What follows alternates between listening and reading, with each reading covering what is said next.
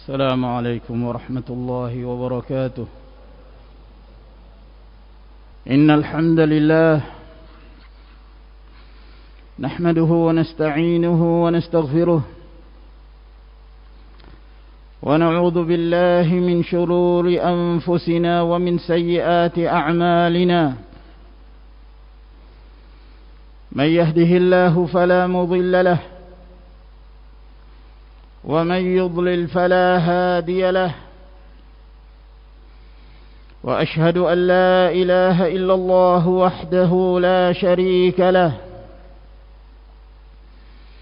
وأشهد أن محمدا عبده ورسوله. يا أيها الذين آمنوا اتقوا الله حق تقاته ولا تموتن إلا وأنتم مسلمون. يا أيها الناس اتقوا ربكم الذي خلقكم من نفس واحدة وخلق منها زوجها وبث منهما رجالا كثيرا ونساء. واتقوا الله الذي تساءلون به والأرحام إن الله كان عليكم رقيبا. يا أيها الذين آمنوا اتقوا الله وقولوا قولا سديدا يصلح لكم أعمالكم ويغفر لكم ذنوبكم ومن يطع الله ورسوله فقد فاز فوزا عظيما. أما بعد فإن خير الكلام كلام الله عز وجل وخير الهدي هدي محمد صلى الله عليه وعلى آله وسلم. وشر الأمور محدثاتها فإن كل محدثة بدعة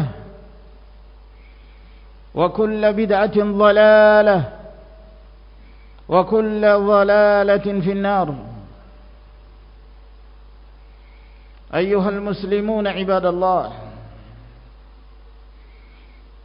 termasuk di antara prinsip iman yang wajib diyakini oleh setiap mukmin adalah beriman kepada takdir Allah Subhanahu wa taala. Beriman kepada takdir yang termasuk dari rukun iman yang disebutkan oleh Rasulullah sallallahu alaihi wasallam sebagaimana yang diriwayatkan dalam sebuah hadis yang masyhur yang dikenal dengan hadis Jibril. An tu'mina billahi wa malaikatihi wa kutubihi wa rusulihi wal yawmil akhiri wa an tu'mina bil qadari khairihi wa syarrihi. Engkau beriman kepada Allah, para malaikatnya, para rasulnya, kitab-kitabnya, beriman kepada hari akhir, dan engkau beriman kepada takdir Allah Azza wa Jalla yang baik dan yang buruk. Yakinilah kaum muslimin a'azzanallahu wa iyyakum bahwa apapun yang terjadi di muka bumi ini, apapun yang terjadi di jagat raya ini, semuanya telah ditetapkan dan ditakdirkan oleh Allah Subhanahu wa taala. Dialah Allah Azza wa Jalla yang telah menetapkan dan menakdirkan segala sesuatu sebelum diciptakannya langit dan bumi ini 50.000 tahun yang lalu. Allah Jalla wa Ala berfirman, "Inna kulla syai'in khalaqnahu biqadar." Sesungguhnya kami menciptakan segala sesuatu berdasarkan takdir.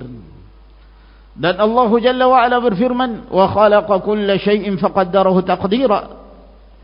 Dialah Allah Azza wa Jalla yang menciptakan segala sesuatu dan menakdirkannya.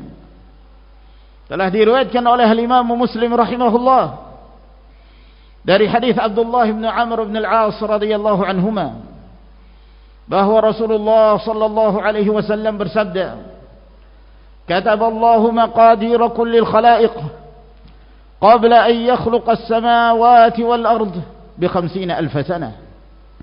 Allah Azza wa Jalla telah menetapkan takdir-takdir seluruh makhluk sebelum Allah Azza wa Jalla menciptakan langit dan bumi ini 50,000 tahun yang lalu. Oleh karenanya wajib bagi setiap mukmin untuk mengimani prinsip ini, yang merupakan salah satu dari rukun iman yang Allah Azza wa Jalla tetapkan di dalam kitabullah, demikian pula Rasulnya sallallahu alaihi wa alihi wasallam. Apapun yang menimpa setiap hamba dalam kehidupannya, itu semua telah ditetapkan oleh Allah Jalla wa ala. Apakah itu merupakan kenikmatan yang Allah Subhanahu wa taala anugerahkan kepada hambanya, ataukah sebaliknya musibah, bencana, malapetaka, wabah yang menimpa hamba-hamba Allah, itu semua tidaklah keluar dari apa yang telah menjadi ketetapan dan takdir Allah Azza wa Jalla. Lalu apa kewajiban kita sebagai seorang mukmin? Kewajiban kita adalah meyakini bahwa itu semua telah ditetapkan oleh Allah Jalla wa ala, dan meyakini bahwa di balik apa yang telah ditetapkan oleh Allah Jalla wa ala ada hikmah yang besar yang dikehendaki oleh Allah Azza wa Jalla untuk hamba-hambanya. Allah Jalla wa ala berfirman, "Ma asaba min musibatin fil ardi wala fi anfusikum illa fi kitabin min qabli an nabraha inna dhalika 'ala Allah yasir likay la ta'saw 'ala ma fatakum wa la tafrahu bima ataakum wallahu la yuhibbu kulla mukhtalin fakhur." Tidaklah terjadi satu musibah di muka bumi ini dan yang terjadi pada diri-diri kalian, melainkan itu semua telah ditetapkan di dalam kitab, telah ditetapkan di dalam Al-Lauhul Mahfuz sebelum kami menciptakan itu semuanya.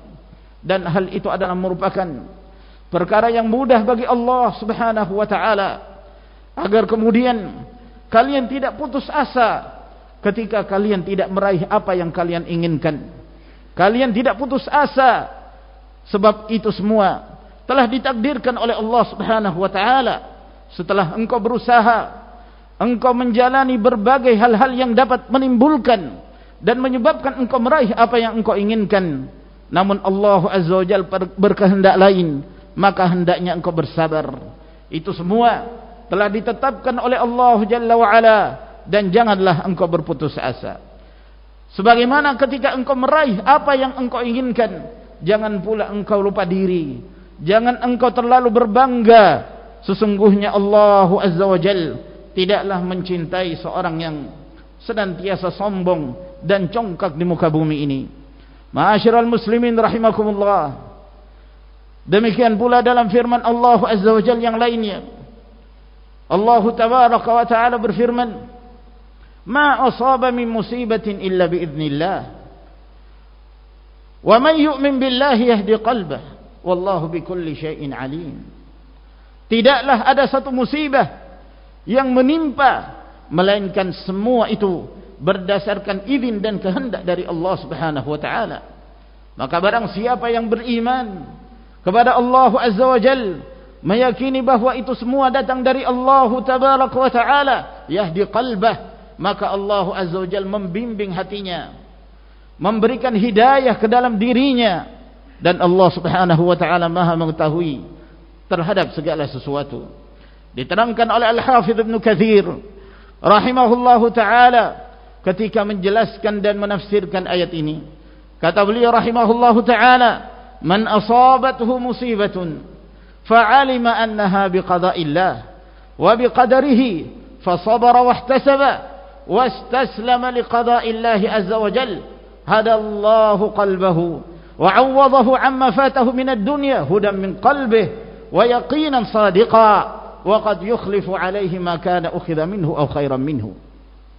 Kata Al-Hafidz Ibnu Katsir rahimahullah, barang siapa yang tertimpa satu musibah lalu kemudian dia meyakini bahwa itu semua berdasarkan ketetapan dan takdir Allah Subhanahu wa ta'ala, lalu kemudian dia bersabar dan dia mengharapkan ridha Allah Azza wa Jalla, dan dia berserah diri terhadap apa yang telah menjadi ketetapan dan takdir Allah Azza wa Jalla, maka Allah Subhanahu wa ta'ala memberi hidayah kepada hatinya, memberi hidayah ke dalam diri hamba tersebut.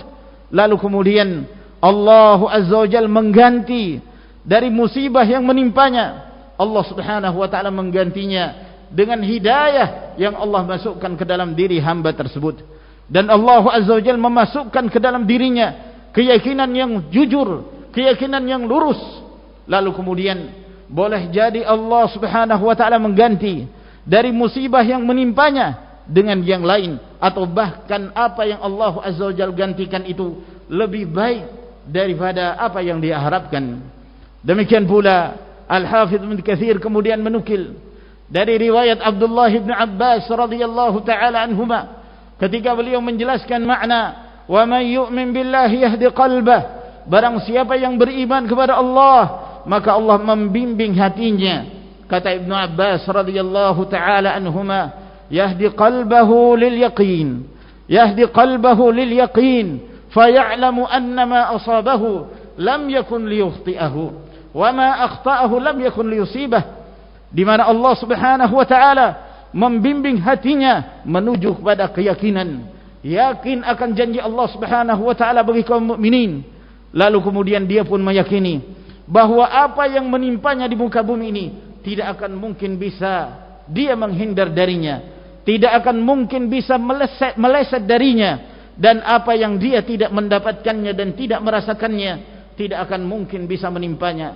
Karena itu semua adalah merupakan perkara yang telah ditakdirkan dan ditetapkan oleh Allah Subhanahu wa taala. Sebagaimana dinukil pula dari Alqamah rahimahullahu taala, beliau mengatakan, huwa ar-rajul tusibuhul musibah faya'lamu annaha min 'indillah fayarda wa yusallim.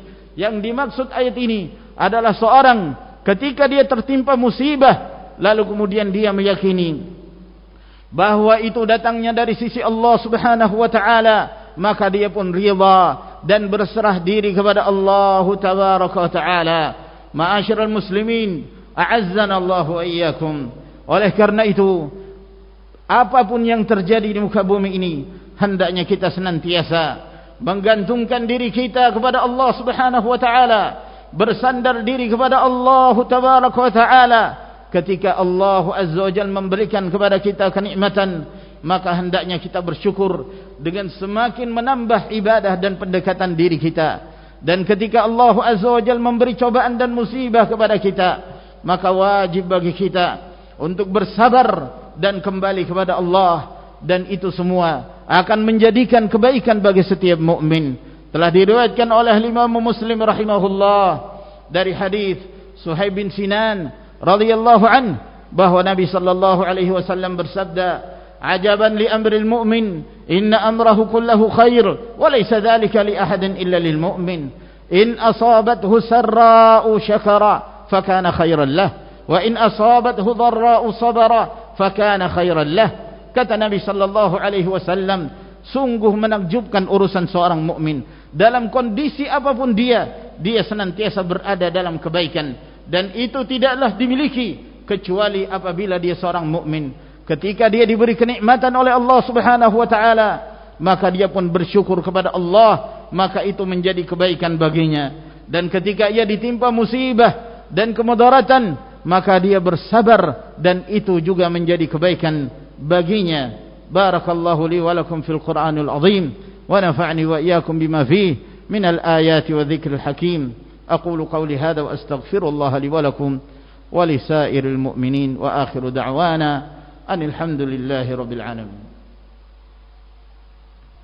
إن الحمد لله نحمده ونستعينه ونستغفره ونعوذ بالله من شرور أنفسنا ومن سيئات أعمالنا. من يهده الله فلا مضل له ومن يضلل فلا هادي له وأشهد أن لا إله إلا الله وحده لا شريك له وأشهد أن محمدا عبده ورسوله صلى الله عليه وعلى آله وصحبه وسلم تسليما كثيرا. أما بعد، أيها المسلمون عباد الله،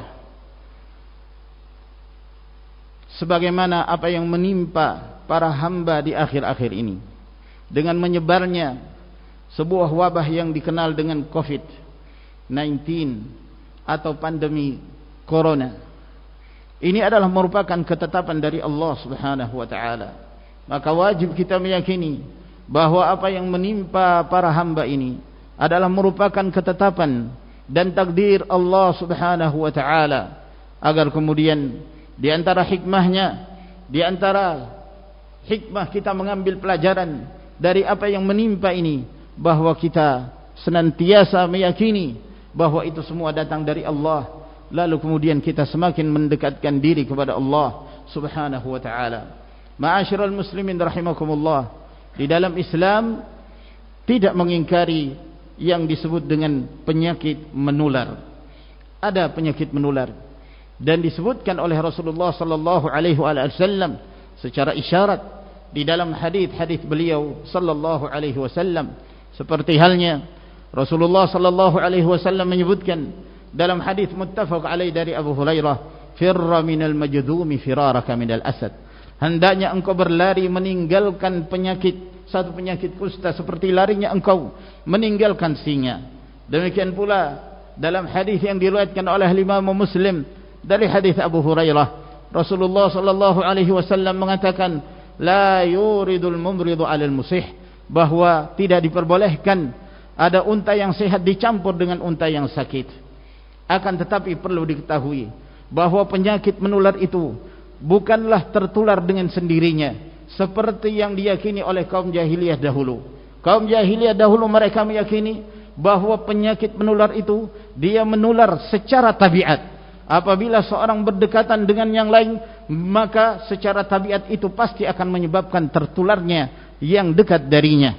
Namun di dalam Islam kita meyakini bahwa penyakit menular itu dia bisa menular dengan izin Allah Subhanahu wa taala, dengan takdir Allah Azza wa Jalla. Apabila Allah Azza wa Jalla tidak menakdirkan, maka seorang tidak akan tertular biiznillah Subhanahu wa taala.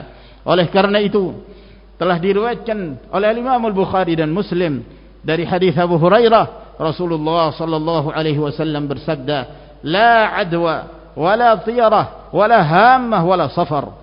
Tidak ada yang disebut adwa, tidak ada yang disebut penyakit menular. Diterangkan oleh para ulama bahwa yang dimaksud oleh Nabi sallallahu alaihi wasallam ini tidak ada penyakit menular, yaitu yang menular secara tabiat, yang menular dengan sendirinya, yang apabila seseorang yang memiliki penyakit tersebut berdekatan dengan yang lain, maka itu pasti akan menyebabkan terjadinya penularan. Tidak, tapi yang dimaksud oleh Rasulullah sallallahu alaihi wasallam yaitu tidak ada penyakit yang menular dengan sendirinya, namun setiap dari penyakit menular tersebut dia menular berdasarkan takdir dan ketetapan dari Allah Subhanahu wa taala.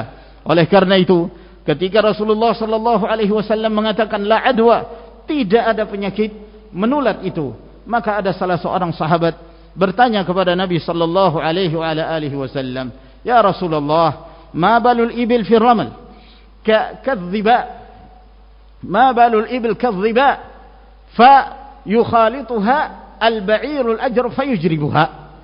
Lalu bagaimana dengan unta? Yang unta ini dalam keadaan sehat, dia terlihat sehat sekali seperti kijang yang lincah. Lalu kemudian ketika didekatkan dengan unta yang berpenyakit kulit, maka menyebabkan unta yang sehat itu pun menjadi sakit. Bukankah ini menyebabkan terjadinya penularan? Maka Rasulullah sallallahu alaihi wasallam mengatakan, faman a'dal awwal, lalu yang menyebabkan tertularnya yang pertama itu siapa? Siapa yang menyebabkan yang pertama itu tertular?